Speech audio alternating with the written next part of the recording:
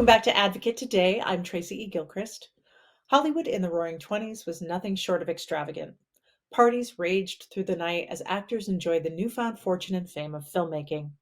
Dameon Chazelle's Babylon exudes that famous 1920s excess with grand party scenes and other forms of shenanigans. It also features a heavy-hitting cast to tie it all together. I spoke with stars Margot Robbie, Diego Calva, Jean Smart, Lee Jun Lee, and Jovan Adepo about what moviegoers can expect to see and about race in Hollywood. First, congratulations on the film. It's just so wild. And Diego, I want to go to you. And you get to play this character who is part of a marginalized group. This film really touches on how Hollywood treated marginalized people in horrific ways and still continues to do. But Manny's really complicated. And along his journey into becoming part of the American dream, he has to also do some unsavory things. And I wonder if you would speak a little bit to playing this character, this very complex character. What I love about Manny is Dameon told me one day something about Pacino's performance in The Godfather, and he told me that it's very interesting to watch a smart character losing his soul step by step. It's not evil or good. No, it's more like a complex character, and that was very helpful because I think Manny is a dreamer, but he also pay the price of success, and if you want something, you have to pay for it. There's a cost.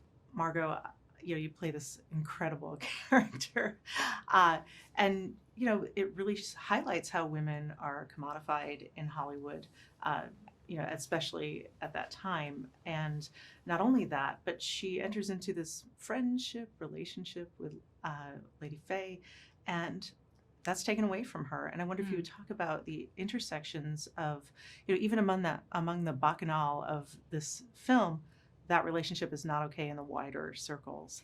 Yeah. And I wonder if you could speak to the intersections of how she's damaged by Hollywood.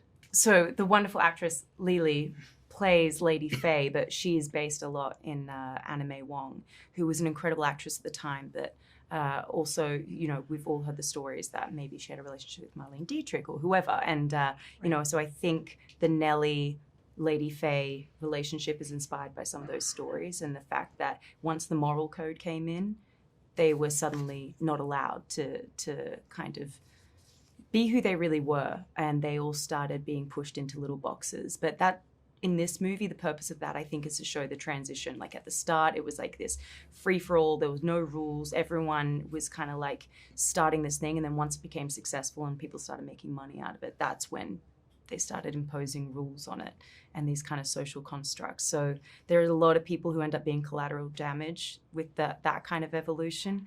But at the same time, with that evolution, good thing, the place gets a lot safer and so yeah, it's just interesting. It's a more complex way of looking at the situation of how the industry evolved for better and for worse. I wonder if you'd each talk a little bit about shooting that Bacchanalian party scene. The first party scene?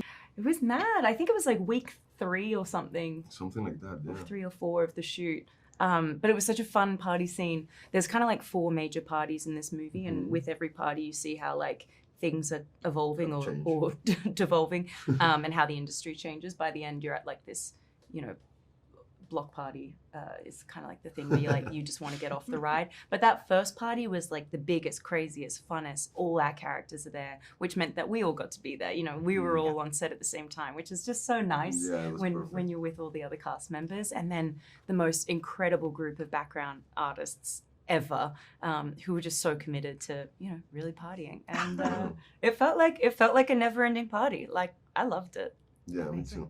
And every day was different. Even if it was the same scene, every day was like a different adventure. I remember what Dameon said we got it when you were dancing, and literally 300 extras, clapping, naked people clapping. It was so crazy. much nudity. Yeah, so much. You get so desensitized so quickly. Yeah, for sure. It's the amazing thing. You're just Absolutely. oh yeah, everyone's naked. The film is obviously just so sweeping and towering, and you get to play this kind of amalgamation of gossip columnists who hold so much power and sway. Right. And along the way, Eleanor, your character, gets to do some kind of unsavory things, really making or breaking someone's career. But as a woman, she does not have a lot of options in Hollywood to ensure her stability. So I wonder if you would talk a little bit about those complexities. Yes, I think that you sort of see in that last big scene between her and Brad or Jack. I think you see her kind of, she reveals something about herself in that scene because she starts out, it's almost like she's impatient with the fact that he's not being realistic about his career and the fact that his new movie's a flop and all of that. And so it didn't matter what they did. People would watch anything. They'd watch someone just, as they did back then, just sort of walk into a room and sit down and, or a train coming at the camera or a streetcar going by. I mean, it just must have been mesmerizing, and so you think of how sophisticated movies are now and in such a short period of time. But that idea of you're looking into the past kind of when you're watching a movie, you're catching that moment that will never happen again.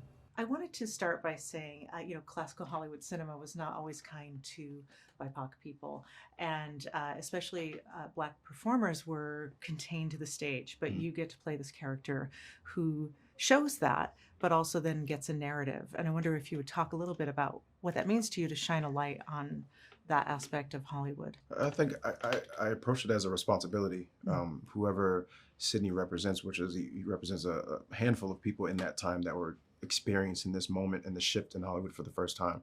I think it was wanting to be sincere about the excitement of getting to feel like a trailblazer, which I think Sidney did, but then also feeling like I've made it, but also I still feel somewhat invisible because I'm in a league and I'm by myself. Yeah. So I think there's a tenderness that I tried to bring to Sidney, even though he was brash at times and very intense, especially musically. But yeah, just wanting to be sincere and pay respects to the people who have paved the way so that, myself and Lily can be on the screen and do what we love to do. And your character is fetishized and exoticized for being both a queer and Asian woman, and until she's no longer useful. And I wonder if you would talk a little bit about playing all those aspects of that, the intersections of your character. I think, like Jovan said, there is that responsibility to tell the story because she's also based on Anime Wong, who went through close to identical things, minus the fact that she was not a title card writer. Right. But it was important to me that we told not just her story that you see and read about, but to be able to convey these feelings so that the audience that views seeing her can feel exactly what she's going through. The beginning of the film is just this bacchanalian, wild, the choreography involved. And I wonder if you would each speak to what that was like to be a part of and to shoot. It just looked like so difficult actually to shoot. Definitely was. I mean, you would think hearing like, it was a 3-week party, you're like, yes, that's amazing. But I mean, it was fun, but it's exhausting because, but that's also what you sign up for. I mean, we wanted to be in this movie with Dameon, and that he wants it and he wants it right. And it's going to play well. 1,000% every time. And I think everybody that was on camera that you saw, they were all committed to that. Right? Like every day. And we shot that scene for 10 days, 10 to 12 days, something like that. Yeah. It was like 2 weeks. It was 2 weeks of partying. Yeah. I bet it was probably not as much of a party by the end. No, it felt no, like it was because we, every time action was screamed, everybody just, went right. I mean, it was a real party. People were so committed, and we really were having fun, and I think that's what made it possible for us to sustain that. It was truly a pleasure to speak with all of these stars. They are icons in their own right. You can see the over-the-top film when it hits theaters on December 23rd. And for more of my full interviews with the biggest names in entertainment, open the Advocate channel on any streaming device or YouTube. I'm Tracy E. Gilchrist. I'll see you next time.